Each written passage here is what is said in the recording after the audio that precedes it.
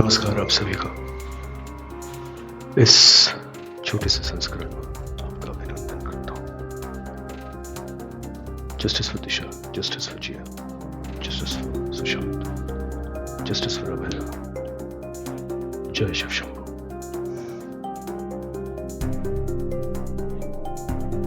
हमारी जो ongoing series है आज उससे थोड़ा सा हटके तो नहीं कहूँगा, परंतु उसके आसपास ही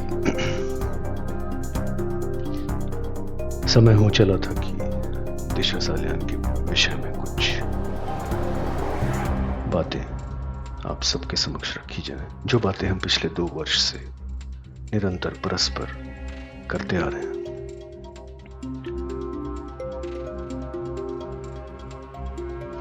परंतु आज का ये संस्करण विशेष रूप से दिशा के पिताजी के लिए, क्योंकि वो अब आकर कुछ बातचीत कर रहे हैं। उनको कितना पता है कितना नहीं पता, इस विषय में हमको बता रहे हैं। इसलिए हमने ये सोचा कि ये कुछ अखंड सत्य अवश्य सामने रखने चाहिए। मैं आशा करता हूं कि ये किसी न किसी सही मार्ग से सतीश सालियान जी के पास पहुंच ही जाएंगे और संभवतः इससे जो जनहित याचिका दायर की गई है, जिसकी सुनवाई नहीं हो पा रही, संभवतः उसको भी थोड़ा और लाभ होगा। प्रारंभ करने से पहले इतना बता दूं कि अगले कुछ समय में आप जो भी देखेंगे, पढ़ेंगे, सुनेंगे, किसी व्यक्ति विशेष या किसी घटना विशेष से प्रेरित नहीं है। ये उन पात्रों की या उन घटनाओं की एक गाथा है जिसको पिरोकर समय के साथ उसका विश्लेषण किया गया है। इससे अधिक ओनली ट्रूथ्स चैनल किसी भी और तरह का दावा यहां पर नहीं कर रहा है। तो आइए प्रारंभ करते हैं और चलते हैं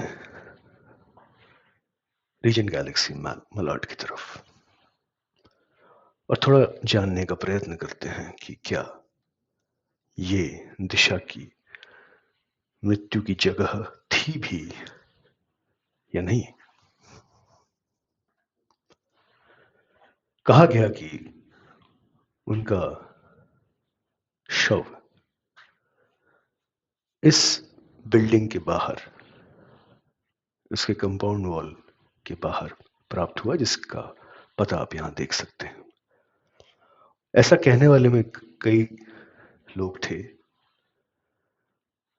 उनमें से 2 आप यहां देख सकते हैं। क्यूवाइव या कोई भी और चैनल जो दिशा के संदर्भ में या उसके विषय में बात कर रहा है या मुहिम चला रहा है, उनसे मेरा एक मृदुल अनुरोध है, एक सुझाव है कि आप लोग कृपया पहले दिशा सालियान के दादर स्थित निवास पे जाएं, उसके आसपास के पर्यावरण, रास्ते, सीसीटीवीज इत्यादि देखें और उसी तरीके से राय साहब के इस मलाड वाले फ्लैट पे भी जाएं और देखें कि उसके आसपास का क्या हालचाल है, कितने सीसीटीवीज हैं, कितने अप्रोच रोड्स हैं, पुलिस स्टेशन कितनी दूर है, फ्लैट के मेजरमेंट्स क्या हैं, किस कोण पे बिल्डिंग है इत्यादि। ये सब ज्ञानवर्धक बातें आपको सहायता ही करेंगी। तो अब ये कहना कि उसका शव रीजन गैलेक्सी के बाहर, कंपाउंड के बाहर मिला, ऐसा कहने वालों में कई लोग थे। और अगर हम राय और दिशा के अन्य मित्रों की बात न भी करें तो इन दोनों चेहरों को आप सभी ने देखा होगा किसी न किसी समय में। 2020 में बहुत सारे चैनल्स पे ये लोग आए थे और इन लोगों ने ये बताया था कि इन्होंने क्या देखा। जो भी पत्रकार, वकील, एडवोकेट, चैनल्स दिशा के प्रकरण के विषय में बात कर रहे हैं, आप सबसे एक और अनुरोध है कि जाइए थोड़ा शोध करिए और ये जानने की कोशिश करिए कि ये दोनों पंटर कौन से नेता के हैं, कौन से नेताजी के हैं मुंबई के। वो नेताजी पूर्व महाविकास अघाड़ी के मंत्रिमंडल में भी थे। शोध करिए, पता करिए कि उन नेताजी ने अपने पंडरों को क्यों ऐसी बयानबाजी करने के लिए भेजा था। आपको उत्तर मिलेंगे। जहां तक रीजन गैलेक्सी के इस राय साहब के अपार्टमेंट की बात की जाए, तो ये उसका आइसोमेट्रिक इंटरनल व्यू है, मॉड्यूलर व्यू। और यहाँ पे आप देख सकते हैं कि ये इस बेडरूम की खिड़की है जिसके बाहर पैरापेट है। यहां से कोई कूद के नहीं गिर सकता, पैरापेट पे जाएगा। ठीक है, सीधी बात। 5 फुट 2 इंच की दिशा की हाइट और ऊपर की और नीचे की हाइट अगर हटा दें तो इतनी ही जगह बचती है। 4 फीट से खिड़की शुरू होती है, तो मतलब ये कोई अंधा भी आपको बता देगा कि ये संभावना यहीं पे समाप्त हो जाती है। तो यानी कि वो पैरापेट पे गई, वहां से गिर गई, किसी ने गिरा दिया इत्यादि, लेकिन यहां से फिसल के अपने आप शराब के नशे में गिर गई। वो बात तो ये चित्र ही खत्म कर देता है, बाकी की बातें दूर छोड़िए, आगे चलते हैं। अब अगर वो ऐसा हुआ जैसा कि राय और उनके मित्रों ने बताया, तो इस पैरापेट पे, सिल पे उसके उंगलियों के निशान, पैरों के निशान इत्यादि वो सब होने चाहिए थे। किसी चेयर पे चढ़ के वो पैरापेट पे गई या स्टूल पे चढ़ के, वो भी होना चाहिए था। वो सब तो सब हवा ही था, कुछ भी नहीं था, कुछ भी नहीं था। जहां तक इस बिल्डिंग की बात की जाए, तो ये बिल्डिंग लगभग 42.67 मीटर की ऊंचाई, यानी कि 140 फीट। और इसका जो सेटबैक है वो आपको समझना आवश्यक है। सेटबैक वो दूरी जो बिल्डिंग से लेके उसके कंपाउंड वॉल पे इर्द गिर्द किसी भी प्लॉट में होती है। ये म्यूनिसिपैलिटी के नियमों के हिसाब से शहर भारत में इसकी कुछ सीमाएं होती हैं जिसको कि बिल्डर उल्लंघन नहीं कर सकते आमतौर से। ठीक है, जहां तक रीजेंट गैलेक्सी का प्रश्न है, इसका सेटबैक बीएमसी के नियमों के हिसाब से इतना होना चाहिए। इतना है नहीं, दरअसल इतना नहीं है। यानी कि ये इस हिस्से का जो बेस और ये जो कंपाउंड वॉल है, इसके बीच की दूरी 42.65 फीट की नहीं है। लेकिन क्योंकि मुंबई में जगह की कमी है, इसलिए हम ये मान लेते हैं कि इससे आधे से भी कम की है। फिर भी ये दूरी 10 से लेके 20 फीट की रेंज में है, जो कि आप में से कोई भी लोग जाकर वहां पर देख सकते हैं। अब अगर बिल्डिंग की ही बात कर लें, इस इमारत की, यहां पर इन दोनों चित्रों के माध्यम से आप देख सकते हैं कि ये कोण पे स्थित है। ये नीचे के 2 फ्लोर्स पार्किंग के हैं, ये कोण पे स्थित है। और ये नीचे से जो छवि ली गई है, इसमें भी आप देख सकते हैं कि ये कोण पे स्थित है। ठीक है, और इस बिल्डिंग के अंदर की तरफ अगर देखें, इसके मेन एंट्रेंस से, तो आपको सीसीटीवी कैमरास दिखेंगे जो अब नहीं है। परंतु जब ये प्रकरण हुआ था तब ये सीसीटीवी कैमरास थे। अर्थात अगर ऊपर से नीचे कुछ गिरा होगा तो चाहे कुछ मिली सेकेंड्स के लिए ही सही, लेकिन सीसीटीवी में किसी न किसी एक सीसीटीवी में उसकी छवि आई होगी, जो कि आज तक दिखाई नहीं गई। अब अगर ये भी मान लें कि कुछ लोग उस खिड़की से तो बाहर फेंक नहीं सकते थे दिशा को, उसकी तो आपको मेजरमेंट्स और सब कुछ हमने दिखाई अभी। परंतु अगर मान लेते हैं कि दिशा को बेहोश करके या मार के भी ऊपर छत पे ले गए और छत पे ले जाके सुबह के 1-2 बजे उन्होंने 3-4 लोगों ने मिलके, 3-4 से कम लोगों का काम नहीं है ऊपर से नीचे फेंकना, एक 50-52 किलो की बॉडी को 2 लोग नहीं फेंक सकते। तो छत पे लेके गए और वहां से अगर फेंकने का प्रयत्न करें तो गणित धोखा दे देगी यहाँ पर, क्योंकि बिल्डिंग से कुछ फेंका जाएगा तो वो इस ओर आएगा, मेन गेट इस ओर। फेंकने वाले ऊपर जाके ऐसा तो नहीं है कि वो बोलेंगे नहीं हमको इधर नहीं फेंकना है, हमको इधर फेंकना है ताकि यहाँ जाके गिरे, जैसा कि उस टोपी वाले ने बताया था। सोच के देखिएगा, जैसा कि उस टोपी वाले ने हर चैनल पे आके बताया था कि यहाँ पर कहीं शव था। यानी फेंकने वालों ने रात में ये विचार किया कि नहीं हम यहाँ नहीं फेंकेंगे, हम इधर फेंकेंगे। एक और कौन से अगर इसको देखा जाए जिसको टर्मिनल वेलोसिटी बोलते हैं, कि अगर वो गिरी गई मान लीजिए खिड़की से, या किसी ने हल्के से उसको टिप कर दिया, उसने प्रोटेस्ट नहीं किया, वो इतनी नशे में थी, बेहोश थी, किसी ने ऐसे ही टिप कर दिया, यानी कि वो गिर गई तो गुरुत्वाकर्षण शक्ति के हिसाब से, इस बिल्डिंग के कोण के हिसाब से वो ऐसे गिरेगी।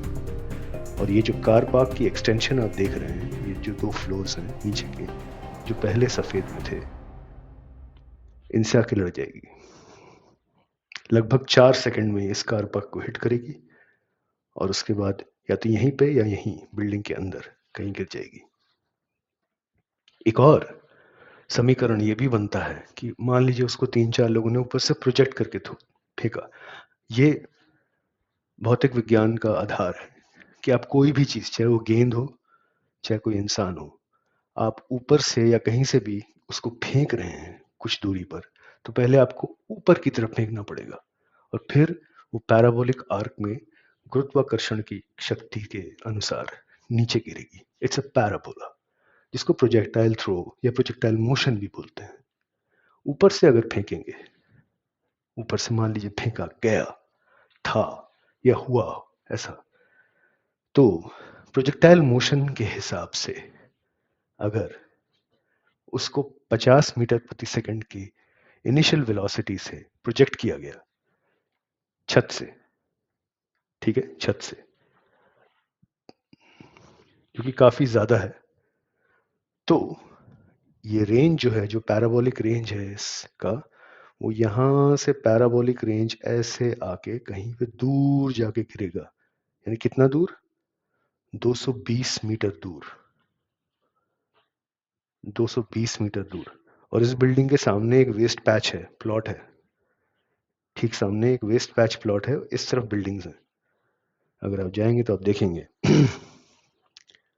अगर मान लें कि 50 मीटर की गति से नहीं भी फेंका गया, मान लीजिए 10 मीटर प्रति सेकंड की गति से फेंका गया, क्योंकि ये किसी डिवाइस से नहीं फेंका जा रहा है, किसी प्रोजेक्टाइल या गन से नहीं फेंका जा रहा है, लोग फेंक रहे हैं, ऐसा बोला गया है। तो अगर 3-4 लोग मिलके भी फेंक रहे हैं और इसकी 1/5वीं गति से भी फेंकें, तब भी जो दूरी बनती है पैराबोलिक मोशन की, वो 30 से 40 मीटर की बनेगी। 30 से 40 मीटर का मतलब 100 फीट के ऊपर हो गया। तो आप समझ सकते हैं कि ये संभावना भी यहीं पे समाप्त हो जाती है कि उसको ऊपर से किसी ने फेंका, खिड़की से तो छोड़ ही दीजिए। दूसरी बात यह भी है कि दिशा के कॉज ऑफ डेथ सर्टिफिकेट में, जिसकी छवि आप यहाँ देख रहे हैं, या उसके फर्जी पोस्टमार्टम में, इसमें कोई डेट वेट कुछ भी नहीं है, इसमें से कहीं इन दोनों कागजों में आपको कहीं नहीं दिखेगा ये लिखे हुए बोला कि शरीर दरअसल मिला कहाँ था, शव कहाँ मिला था। इन दोनों कागजों में नहीं लिखा हुआ। ये बात तो और ही है कि श्योर इसके साथ है भी नहीं, कोई एविडेंस नहीं है कोरॉबोरेट करने के लिए। तो अगर ये केस कोर्ट में गया और अगर फेयर ट्रायल होता है, तो ये यहीं पे खत्म हो जाएगा, ये फेंकना और फिसलना। अब आगे चलते हैं। एक शूट की फिर से बात की दिशा के पिताजी ने। इस शूट के आसपास कुछ बातों को सीधा कर लेना बहुत आवश्यक है। इससे पहले कि हम शूट की बात करें या इस ऐड की बात करें, आपको ये जानना महत्वपूर्ण है कि ये वाला ब्रांड और इसकी एजेंसी जो एड्स बनाती है और जो इसके आसपास जितने भी एसेट्स बनाती है, जैसे कॉमेडी अड्डा हो गया या टेढ़ा मेढ़ा हो गया इत्यादि थीम्स पे, उसमें दो लोग और विशेष रूप से ये बहुत प्रबल भूमिका निभाते रहे कई वर्षों से, और इनके साथ दिशा एक्सक्लूसिवली 1 साल तक काम कर रही थी और इनके साथ भी दिशा काम करती थी। ये चिल्लर जी हैं, फाउंडर जी की girlfriend, ex girlfriend, I am sorry. अब ये जो एड था राय साहब का बिश्त साहब के साथ, ये कब रिलीज किया गया? 7 जुलाई 2020। ठीक है, 7 जुलाई 2020 को ये रिलीज किया गया। उस समय के अंतराल में, लॉकडाउन में, बिंगो होम क्रिएटर एड्स लगभग हर सप्ताह में रिलीज कर रहा था और इसके कुछ उदाहरण आप यहां देख सकते हैं। हर 7-8 दिन में इस तरह के एड्स वो रिलीज कर रहा था, जिसमें इस जैसे लोग जो मॉडल्स थे या जो इस एजेंसी के साथ काम कर रहे थे, उनके ऐसे एड्स वो बना के भेज रहे थे, उनको एडिट करके डाला जा रहा था। हर 7-8 दिन में आपको मिल जाएंगे। ये हमने कुछ उदाहरण आपको यहीं दिखा दिए। ये सब अप्रैल, मई, जून इस अवधि के हैं, लॉकडाउन 2020। कोई भी ऐसा ऐड नहीं है, कोई भी ऐसा ऐड नहीं है जिसकी शूटिंग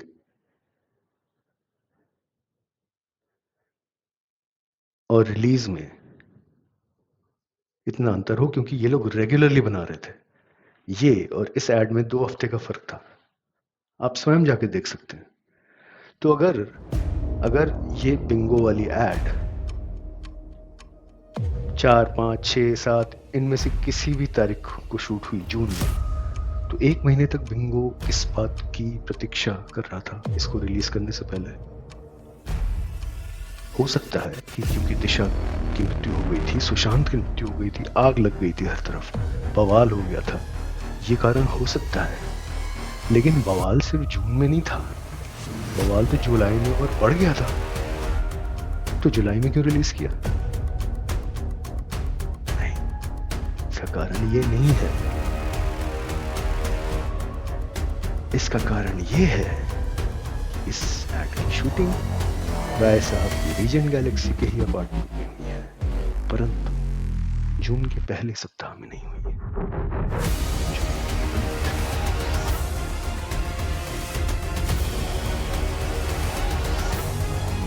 रीजन गैलेक्सी बिल्डिंग की रजिस्टर एंट्री का एक स्नैपशॉट है जो एक स्टिंग ऑपरेशन में रिकवरी 24 जून की एंट्री को देखिए।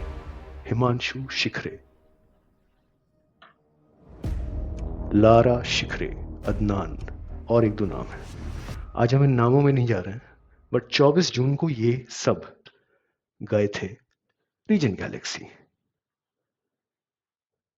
और एड की शूटिंग जून के अंतिम भाग में हुई।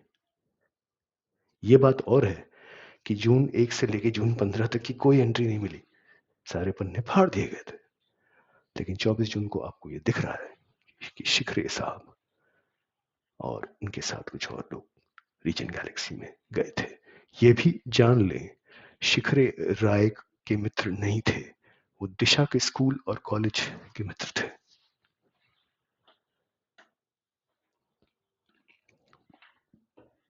दादर से मलाड की जो यात्रा है, जिसके बारे में राय साहब और दिशा के माता पिता ने कई बार कई चैनल्स में 2020 से लेकर आज तक विभिन्न प्रकार की बातें की हैं।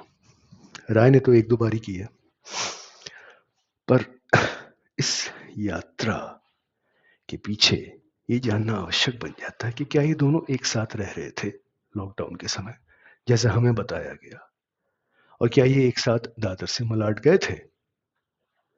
आइए इस पे भी थोड़ा सा अध्ययन करते हैं। कॉज ऑफ डेथ सर्टिफिकेट है ये दिशा सतीश सालियान का। डेट 9 जून, कहां से मिला? Borivali postmortem centre. और आप में से जो भी लोग भारत में निवास करते हैं आप सबको ये पता होगा, आप किसी भी शहर में रहते हो, किसी भी कस्बा, जिला, गांव, कहीं पे भी रहते हो, अगर आपके घर में किसी की मृत्यु हो जाती है और वो अस्पताल में जाता है या जाती है, जब तक अस्पताल से आपको ये कागज न मिले और डिस्चार्ज स्लिप न मिले, आप उस शव को या उस मृत परिवारजन को अस्पताल से लेके नहीं जा सकते, आप उनका दाह संस्कार नहीं कर सकते हैं। अर्थात अगर ये कॉज ऑफ डेथ सर्टिफिकेट 9 जून को दे दिया गया है पोस्टमार्टम होने के बाद, अर्थात 9 जून को दाह संस्कार या बॉडी की डिस्पोजिशन, दाह संस्कार हुआ या नहीं इस बात पर प्रश्न चिन्ह है, बॉडी को हमेशा के लिए इस पृथ्वी से हटा देना, ये काम 9 जून तक समर्पित हो चुका था। अर्थात 11 जून की कहानी को अब अलग ही छोड़ दें तो बेहतर है, क्योंकि कागज वो नहीं बताते। यहां पर ये दिशा का निवास, उसका पता 1 करोड़ी निवास, ज्योतिबा फुले रोड, नायगांव, दादर, पश्चिम मुंबई। पहली सप्ताह में जून के 2020 में मुंबई में भारत में सर्वाधिक कोविड के केसेस थे, जो कि आप यहां देख सकते हैं। लॉकडाउन को बढ़ाया जा रहा था, यहां तक कि 60-70% शहर तब भी लॉकडाउन में चल रहा था और कंटेनमेंट जोन्स और सीलिंग जोन्स बना दिए गए थे। ये हम कुछ बना के तो बोल नहीं रहे, ये तो जो हुआ है वो आपके सामने है, आप स्वयं जाके इस पे पढ़ सकते हैं, देख सकते हैं। इसके अतिरिक्त जून 3 और 4 इस अवधि पे साइक्लोन निसर्ग आया था मुंबई में। जब सब कुछ बंद था, सेक्शन 144 लगाया गया था, रेड अलर्ट थी, ठाकरे साहब और बीएमसी दोनों ने बोल दिया था लोगों से घर के अंदर रहिए, बाहर मत जाइए। लॉकडाउन के अतिरिक्त ये भी था,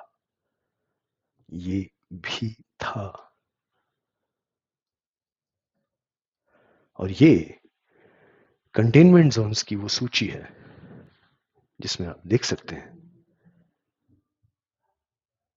इस क्षेत्र को, महात्मा ज्योतिबा फुले मार्ग दादर, नायगांव क्रॉस रोड दादर। अभी आपने देखा ना, ये देख लीजिए, यानी कि दिशा का दादर वाला निवास एक कंटेनमेंट जोन में था, जहां से लोग बाहर न जा सकते हैं, ना बाहर के लोग अंदर आ सकते हैं। केवल पुलिस, एम्बुलेंस, बीएमसी, प्रशासन, इनके अलावा। ठीक है, इस बात को हमेशा स्मरण में रखिएगा, क्योंकि ये उतनी ही महत्वपूर्ण बात है जितनी कोई भी जो दिशा के प्रकरण में आपने देखी सुनी आज तक।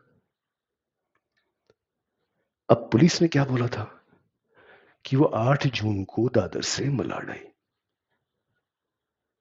8 जून को राय साहब ने क्या बोला था, हम दादर से मलाड को निकले 4 जून को एक एड के लिए, और इस बात को दिशा के माता पिता ने कंफर्म किया था इसी इंटरव्यू में। अभी सालियान साहब ने 1-2 दिन पहले बोला है कि दिशा 6 जून को अंतिम बार उनसे मिली और उसके बाद वो मेट्रो में कहीं गई। इससे अधिक उन्होंने नहीं बोला इस विषय में। और ये सब तब हो रहा था जब दिशा का घर कंटेनमेंट जोन के अतिरिक्त होने के अतिरिक्त 3 और 4 को सेक्शन 144 लगा हुआ था, रेड अलर्ट था मुंबई में। उस समय ये दिशा को लेके बिंगो की एड शूट करने गए थे। सही में। वैसे मुंबई की मेट्रो शुरू कब हुई लॉकडाउन के बाद? देख लीजिए, 19 अक्टूबर।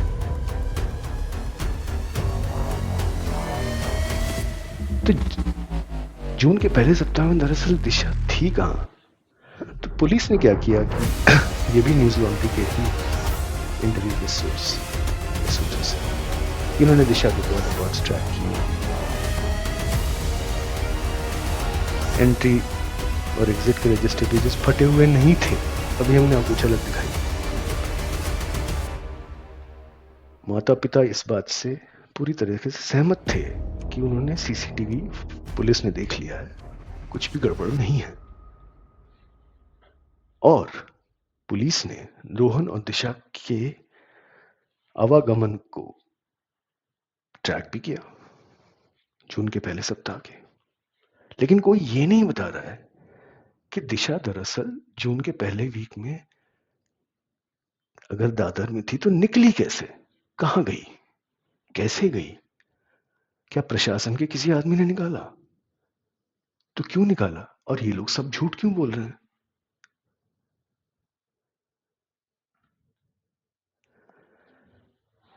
जो लोग भी इस प्रकरण की बात कर रहे हैं, आप सबको ये भी पढ़ना चाहिए, जानना चाहिए कि राय साहब के पिताजी का एक और अपार्टमेंट था,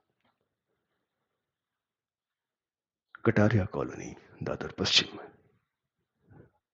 पढ़िए इसके बारे में, जानिए। दिशा के दादर निवास से ये कुछ ही मिनटों की दूरी पर है। पूरे लॉकडाउन में दिशा और रोहन का एक भी चित्र साथ में आपको नहीं देखने को मिलेगा, एक भी नहीं। और जिसका घर दिशा के घर से कुछ 1 किलोमीटर की भी दूरी पर ना हो,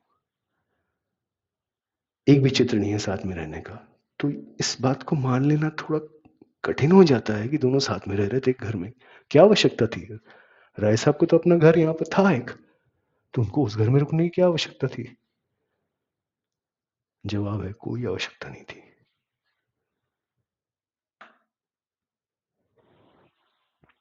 जुहू से मलाड की यात्रा के बारे में भी एक बात देखते हैं। तो राणे साहब ने सितंबर में ये बोला था 2020 में कि जुहू में थी दिशा और फिर मलाड गई। कंटेनमेंट जोन्स की सूची में ये भी देख लीजिए, ये लगभग पूरा जुहू का क्षेत्र हो गया। आप में से जो लोग मुंबई में रहते हैं, रहे हैं कुछ समय तक, आपको पता होगा ये लगभग पूरा जुहू क्षेत्र हो गया, बीच फ्रंट से लेके अंदर तक सब कुछ। न सिर्फ कंटेनमेंट में था, परंतु जुहू में सीलिंग भी थी, क्योंकि वहां बहुत सेलिब्रिटीज रहते हैं। सीलिंग भी थी, इतने कोविड के केसेस थे। तो जुहू कैसे गई फिर दिशा कंटेनमेंट जोन के अंदर? एक कंटेनमेंट जोन से निकलकर दूसरे कंटेनमेंट जोन में कैसे गई? 100 नंबर की कॉल। अब इसके विषय में उतनी बात नहीं हो रही है। क्यों? हमारी जो दूसरी प्रकरण की श्रृंखला चल रही है उसमें देखिए कि हमने कैसे सिद्ध करके दिखाया है कि 100 नंबर की कॉल अवश्य की गई थी दिशा द्वारा। न्यूज लॉन्ड्री में ये सब बोला गया जो पिछले कुछ समय में आपने सुना, लेकिन जो महत्वपूर्ण बात है वो ये है कि 3 जून को दिशा के पिताजी ने 100 नंबर पे कॉल किया दिशा के फोन से, ये जानने के लिए कि कोविड रिलेटेड ट्रैवल रिस्ट्रिक्शंस हैं तो कैसे हम बाहर जाना चाहते हैं। 3 जून को निसर्ग आया था, कंटेनमेंट जोन में थे सालियान साहब, याद रखिएगा। 4 जून की संध्या को ये ऑटो रिक्शा से दोनों चले गए मलाड। कंटेनमेंट जोन भाड़ में जाए, साइक्लोन निसर्ग 144 सेक्शन भाड़ में जाए, हमें तो एड शूट करनी है जी, सबसे इंपॉर्टेंट वो।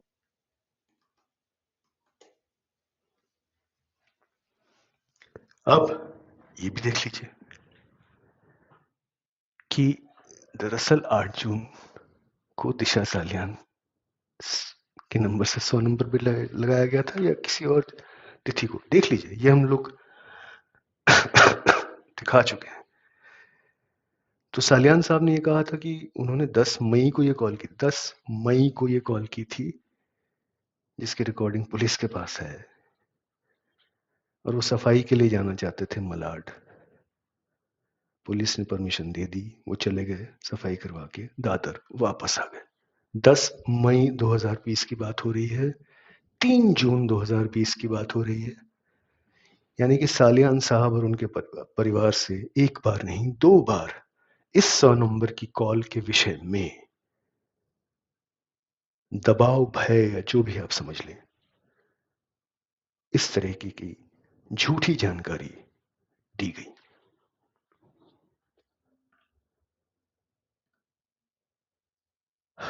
और इसके पहले कि हम आगे चलें, ये जानना बहुत अच्छा होगा आप सभी लोगों के लिए जो उसको देखेंगे या सुनेंगे, कि किसी सरकार या दल विशेष के आने से, जाने से, बदलने से सत्य नहीं बदलता है, अखंड होता है। उसके वर्जन्स सरकार या नेता या दल के हिसाब से बदलते नहीं है। हैविंग सेड दैट, दिशा, दिवंगत दिशा एक बहुत ही अच्छी, ब्रिलियंट लड़की थी, जो अपने पांव पे खड़े होकर अपने परिवार का पालन पोषण कर रही थी। उनके पिताजी की आर्थिक स्थिति के बारे में जान के या परिवार की स्थिति के बारे में जान के बहुत दुख हुआ, क्योंकि हम लोग 4 वर्ष के ऊपर से इस लड़की के लिए और सुशांत के लिए आवाज उठा रहे हैं। परंतु जब तक सत्य और पूर्ण सत्य बाहर नहीं आएगा और लोगों को मालूम नहीं पड़ेगा, तब तक वो जितना भी दुख है या वो जितना भी आक्रोश है हम सबके अंदर, उसको सही कॉन्डुइट या चैनल नहीं मिलेगा बाहर आने का, और ना इन दोनों दिवंगतों की आत्माओं को मिलेगा। इसलिए सरकार या सरकार में मिले हुए कुछ लोग विभिन्न समयों पर सालियान परिवार पे दबाव या भय या इस तरह की कोई भी कोर्जन या बुलिंग कर सकते हैं। ये इसको मानने में कोई किसी को कठिनाई नहीं होनी चाहिए। ये बहुत रियल है, ये होता है, हमारे देश में होता है, बाहर के देशों में भी होता है। तो ऐसा नहीं है कि वो गलत बोल रहे हैं, परंतु क्या अब वो पूर्ण सत्य बोल रहे हैं? इस बात पे उनको स्वयं विचार करना चाहिए कि उनकी बेटी तो गई, लेकिन उसकी आत्मा को शांति मिलने के लिए पूर्ण सत्य का बाहर आना आवश्यक है, और उनको इस मुहिम में अपनी वो भूमिका निभानी पड़ेगी। और अगर वो नहीं निभाना पा रहे हैं और पूर्ण सत्य अभी भी शायद नहीं बोल पा रहे हैं जितना उनको पता है, जो उनको नहीं पता वो नहीं पता, जितना उनको पता है उसके बारे में अगर वो पूर्ण सत्य नहीं बोलेंगे, तो दिशा की आत्मा को शांति नहीं मिलेगी, सत्य बाहर नहीं आएगा।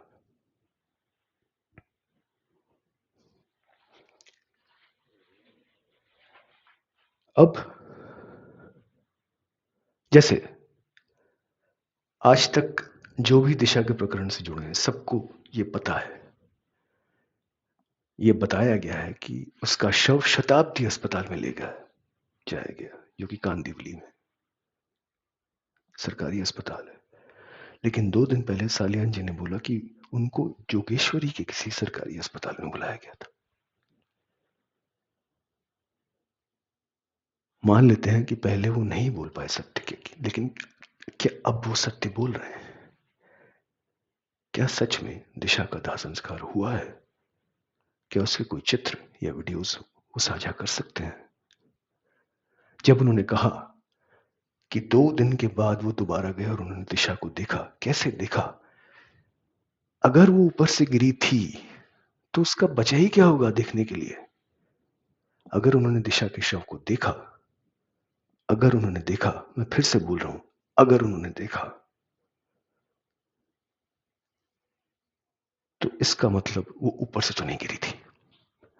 यदि उन्होंने नहीं देखा है, उनके पास कोई चित्र नहीं है दाह संस्कार के, कोई बात नहीं, आप बता दें। जो भी करें दिशा के लिए करें, सत्य के लिए करें। और सत्य यह भी है कि एक एक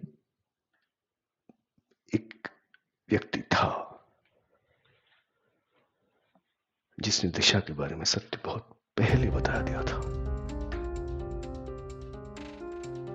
मई 2020 का ये पोस्ट, जिस वक्त दिशा सालियान का इंस्टाग्राम पब्लिक था। दिशा के पिताजी का जन्मदिन यानी कि सतीश सालियान जी का दिशा के जन्मदिन के कुछ ही दिन पहले होता है। और उस समय का ये पोस्ट जिसमें दिशा ने क्वारंटाइन केक की बात की उसको पोस्ट किया। और इस पोस्ट पे स्टीवन जॉन पिंटो ने उनके पिताजी को जन्म दिवस की बधाई भी दी, क्योंकि ये पोस्ट सतीश सालियान जी के लिए ही था, उन्हीं के जन्म दिवस पे था। इसलिए ऐसा तो है नहीं कि उनको इस पोस्ट के विषय में नहीं मालूम होगा, दिशा ने दिखाया होगा। ऐसा भी नहीं है, ऐसा भी नहीं है कि वो इनको नहीं जानते होंगे। बहुत वर्ष तक स्टीवन पिंटो इनके दादर स्थित निवास के निकट ही रहते थे। इन सब बातों का पता होगा सतीश सालियान जी को। जिस रात को सुशांत का समय इस पृथ्वी से समाप्त हुआ, उस तिथि को यानी कि 13 जून 2020 को स्टीवन जॉन पिंटो ने अपने बहुतेरे पोस्ट्स के साथ साथ एक ये भी किया था। और ये दिशा सालियान के साथ जो आपको दिख रही हैं, ये चिल्लर जी हैं, बिंगो वाली, मैंने दिखाया अभी थोड़ी देर पहले।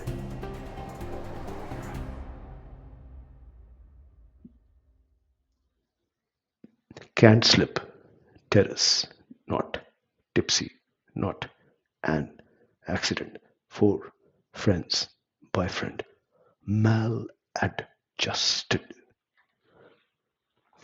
दिशा की मृत्यु के 5 दिनों के अंदर स्टीवन जॉन पिंटो ने सारा खेला हमारे सामने रख दिया था। तो वेलविशर ये हुए कि वो लोग हुए जो आज तक झूठ बोलते आए हैं। कौन हुआ वेलविशर दिशा सालियान का?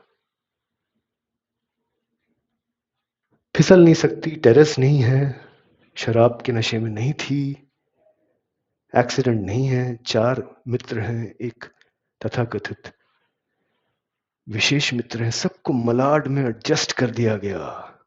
और क्या चाहिए सर?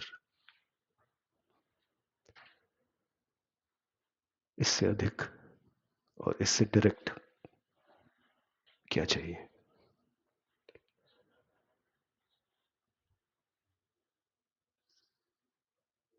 आप सबसे एक ही प्रार्थना है, अगर आपको ये तथ्य अच्छे लग रहे हैं, सच्चे लग रहे हैं, तो प्लीज लाइक करें, शेयर करें। उससे हमारा मनोबल बढ़ेगा। आज के लिए इतना ही, जल्द मिलेंगे। Justice for Disha, justice for Sushant, justice for Jiya, justice for Abhaya. जय शिव शंभू।